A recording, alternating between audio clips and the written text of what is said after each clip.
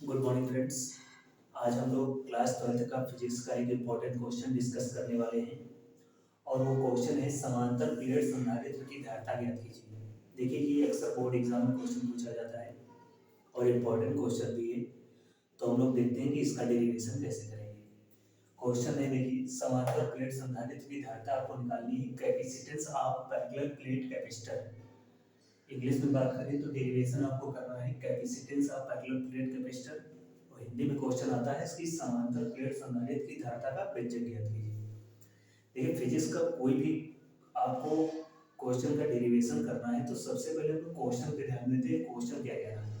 ये क्वेश्चन कह रहा है समांतर प्लेट संधारित्र की धारिता आपको निकालनी है। तो पहले चित्र, अगर जो क्वेश्चन में चित्र है तो चित्र बनाते हैं, नहीं तो नहीं बनाते हैं। और अगर जो आप क्वेश्चन पढ़ के अगर चित्र बना दी तो 50% समझो काम हो गया। तो सबसे पहले हम लोग क्या करेंगे, क्वेश्चन पढ़ेंगे और उसमें देखेंगे चित्र है कि नहीं है। चित्र है तो पहले चित्र बनाएंगे, फिर आगे का डेरिवेशन करते हैं। तो सबसे पहले हम लोग समांतर प्लेटें लेंगे और किसकी संधारित्र की लेंगे। तो हमने दो संधारित्र प्लेटें ले ली और दोनों प्लेटें बना दिया। एक का नाम दे देंगे एक्स प्लेट और दूसरी के नाम दे देंगे वाई। आप यही से लगा करके जेड तक कोई भी नाम दे सकते हैं। तो हमने पहली प्लेट को एक्स प्लेट कह दिया और दूसरी प्लेट को वाई। अब देखिए दोनों प्लेटें ये हमने बना दी हैं, दोनों को स्टैंड के थ्रू ये ऐसे ये सपोर्ट के लिए स्टैंड लगा दिया। और ये जो हमने टेढ़ा लगा लगा रखा है ये इसका वायर है। और इधर में भी ये वाई प्लेट में भी हमने टेढ़ा मेढ़ा वायर लगा रखा है। अब देखिए प्लेट एक्स को हम लोग प्लस क्यों आवेश देंगे, कैसा आवेश देंगे, प्लस क्यों आवेश देंगे। और जैसे ही प्लेट एक्स को हम लोग प्लस क्यों आवेश देंगे तो ये जो है प्लेट प्लस आवेशित हो जाएगी, यानी कि इस पर प्लस क्यों आवेश आ जाएगा, प्लस चार्ज आ जाएगा कुछ इस तरीके से। अब अन्योन प्रेरण क्रिया के फलस्वरूप ये इस प्लेट वाई पर विपरीत चार्ज उत्पन्न हो जाएगा, यानी कि एक साइड पॉजिटिव होगा चार्ज और एक साइड निगेटिव चार्ज होगा। तो अब देखो किधर पॉजिटिव होगा किधर निगेटिव होगा। ये प्लस है तो इसके भीतरी तल पर जो होगा वो निगेटिव चार्ज होगा। क्यों? क्योंकि प्लस और माइनस एक दूसरे को क्या करते हैं, अट्रैक्ट करते हैं। तो भीतरी इसके वाई प्लेट के भीतरी तल पर माइनस क्यू आवेश, वो बाहरी पृष्ठ पर कैसा होगा, प्लस क्यू आवेश। इस तरीके से अब प्लस क्यू आवेश होगा तो प्लस क्यू आवेश जो होगा, अब ये इसका बाहरी पृष्ठ जो है वो पृथ्वी से अर्थिंग है और पृथ्वी से निकलने वाले इलेक्ट्रॉन से ये प्लस आवेश क्या हो जाएगा, निरावेशित हो जाएंगे। यानी कि अब ये जो निरावेशित हो जाएंगे तो ये प्लस चार्ज हट जाएगा पूरा, ये प्लस चार्ज आपका नहीं रह जाएगा इस तरीके से। अब देखिए अब यहाँ पर ये पॉजिटिव और ये नेगेटिव, तो ए भी प्लेट आवेशित है, ए भी प्लेट आवेशित है, तो इसकी भी वैद्युत क्षेत्र की तीव्रता होगी और इसकी भी होगी। और डायरेक्शन किधर होगी, प्लस से माइनस की होगी। तो कुछ डायरेक्शन हम लोग इसे बनाए दे रहे हैं इस तरीके से।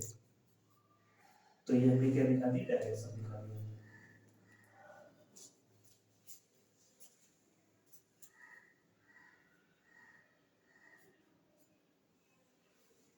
ये फ्रेंड्स हमारा चित्र बन के तैयार हो गया कुछ इस तरीके से। अब ये हमारा पूरा चित्र कंप्लीट हो गया। अब देखिए लैंग्वेज में हम लोग जिस तरीके से चित्र बनाते हैं वही लैंग्वेज लिखते हैं। देखिए अपनी लैंग्वेज क्या लिखा है, हमने लिखा है माना एक्स व वाई दो समांतर प्लेट संधारित्र हैं। देखो दो समांतर प्लेट संधारित्र बना दिया एक्स व वाई, वही हमने लैंग्वेज में लिख दिया। फिर आगे देखो अब ये एक दूसरे से कुछ दूरी पर होंगी, तो मान लेते हैं कि इनकी दूरी कितनी है, स्मॉल डी दूरी, इनके बीच की दूरी कितनी है, स्मॉल डी। तो हमने देखो लिखा भी है जिनके बीच की दूरी स्मॉल डी है, कुछ ये हमने जो बना रखा है। तथा प्लेटों का अब इनका अपने आप में क्षेत्रफल भी होगा, तो इनका हमने क्षेत्रफल कितना माना, तथा प्लेटों का क्षेत्रफल कैपिटल ए, तो हमने क्षेत्रफल कितना मान लिया, कैपिटल ए है। और जिनके बीच माध्यम वाई है, यानी कि इन प्लेटों के बीच हमने अभी कुछ भरा नहीं, कोई प्रावैधांक नहीं भरा है, यानी कि इनके बीच वो माध्यम कैसा है, वाई है।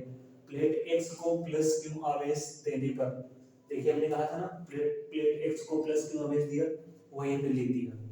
प्लेट एक्स को प्लस क्यू आवेश देने पर प्लेट वाई के भीतरी तल पर कैसा आ गया, प्लेट वाई के भीतरी पृष्ठ पर कैसा आवेश आ गया, प्लेट वाई के भीतरी तल पर माइनस क्यू आवेश उत्पन्न हो जाता है। जो हमने अभी बनाया था वही हमने लैंग्वेज में लिखा है। अब देखिए, तो प्लेटों के बीच उत्पन्न वैद्युत क्षेत्र की तीव्रता, और आपने लिखा है, आपने पढ़ रखा होगा कि जब कोई भी आवेशित प्लेट होती है तो उसके कारण उत्पन्न वैद्युत क्षेत्र की तीव्रता को जो निकल करके आती है वो आती है E बराबर सिग्मा अपॉन एप्सिलॉन नॉट, ये निकल करके आता है।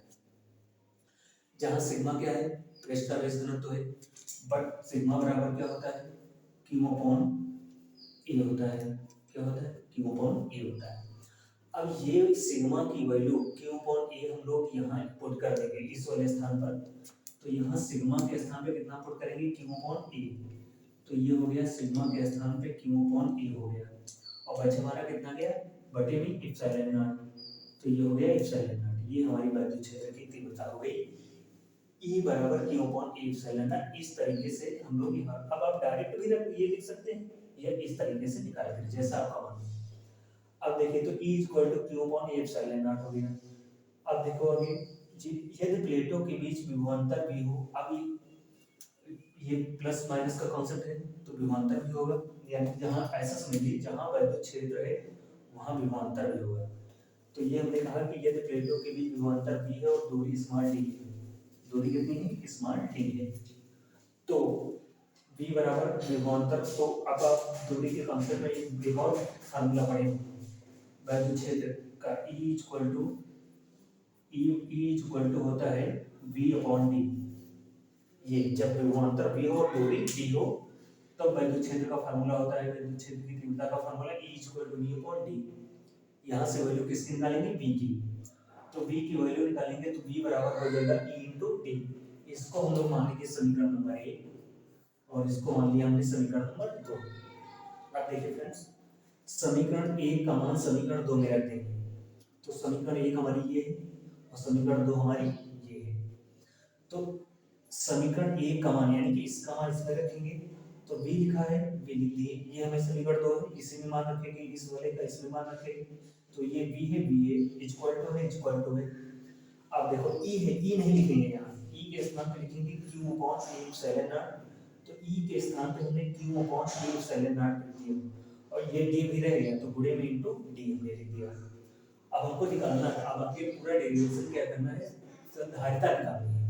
संधारित्र की क्या निकालनी है, हमको समांतर प्लेट संधारित्र की धारिता निकालनी है, और धारिता को आप जानते हैं c से लिखते हैं, तो c बराबर क्या हो जाएगा, c इक्वल टू, आप फार्मूला पढ़ रखे होंगे, c equal to q upon v, ये फार्मूला आपने पढ़ा होगा, धारिता c equal to q upon v। तो q है, q ऐसे ही रहेगा, लेकिन v की वैल्यू हम लोग यहाँ v है, ये वाली वैल्यू इस v के स्थान पे पुट कर देंगे, तो देखिए c इक्वल टू q लिखा है, ये हमने q लिख दिया, बराबर लगा दिया, लेकिन v नहीं लिखेंगे, v के स्थान पे ये वैल्यू पुट करेंगे, q a upon a epsilon not, तो q upon a epsilon not और गुणे में d, इस v के स्थान पे ये वैल्यू हमने यहाँ पुट कर दिया है। अब देखिए फ्रेंड्स, q से q क्या हो गया, कैंसिल हो गया, तो q से q कैंसिल हो गया, तो ये वाला a एप्सिलॉन नॉट ऊपर चला जाएगा, तो a एप्सिलॉन नॉट ऊपर चला जाएगा और बटे में क्या बचेगा, d बच जाएगा।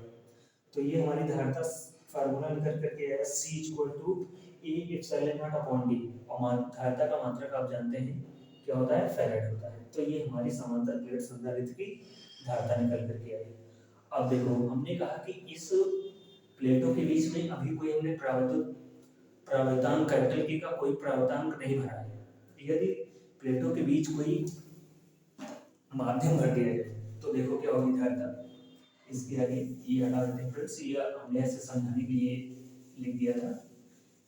ये जो आप बोर्ड एग्जाम में लिखेंगे वो सिर्फ आपको इतना लिखना है, जितना लिखा है ये लिखना है। अब आगे देखो क्या करना है, यदि आगे आपको करना है, यदि प्लेटों के बीच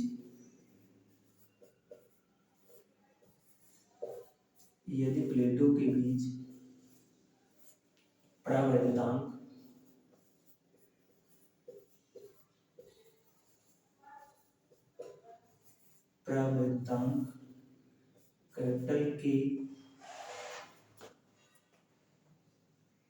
कैपिटल K का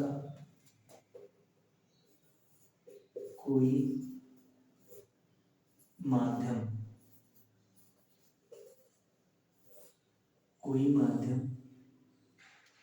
भरा हो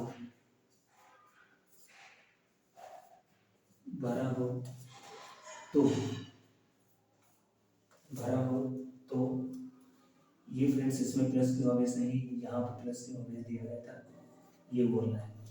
भरा हो तो धारिता हम लोग यही से निकालेंगे, धारिता सी है, लेकिन सी नहीं लिखेंगे, क्यों? क्योंकि अभी प्रवर्तक माध्यम की धारिता लिख रहे हैं, तो सी सफिक्स में क्या लगा देंगे, के लगा देंगे। इज इक्वल टू लगा है, इज इक्वल टू लगा दे, ए लिखा है ए लिख देंगे, इप्सिलॉन नॉट लिखा है इप्सिलॉन नॉट लिख देंगे, अपॉन में डी लिखा है अपॉन में डी लिख देंगे, और केवल प्रवर्तक जो कैपिटल के है इससे हम लोग गुणा करा देंगे। तो ये हमारी एक और धारिता निकल के आई। ये धारिता कब है, यदि प्लेटों के बीच क्या भर दिया जाए, प्रवर्तन कैपिटल के का कोई माध्यम भर दिया जाए, तो ये हमारी धारिता निकल के आई। यही तक आपको डेरिवेशन करना है। और मात्रक किसका क्या बनेगा, जो यहाँ मात्रक है वही यहाँ मात्रक, तो मात्रक वहाँ दिया था फैरेड, तो यहाँ भी मात्रक क्या बनेगा, फैरेड बन जाएगा। ये यहाँ तक आपका क्वेश्चन कंप्लीट हो। देखिए कभी कभी इसके आगे भी थोड़ा क्वेश्चन पूछ लेते हैं कि समांतर प्लेट संधारित्र की धारिता कैसे बढ़ाई जा सकती है। तो अगर जो इसके आगे और को थोड़ा क्वेश्चन बढ़ा दिया गया कि इसकी धारिता बताइए, कि इसकी धारिता बढ़ाने के उपाय बताइए, इसके आगे कोई क्वेश्चन बढ़ा देते हैं, तो हम लोग उसके आगे डेरिवेशन यहाँ तक करने के बाद नेक्स्ट हेडिंग डालेंगे कि समांतर प्लेट संधारित्र की धारिता बढ़ाने के उपाय।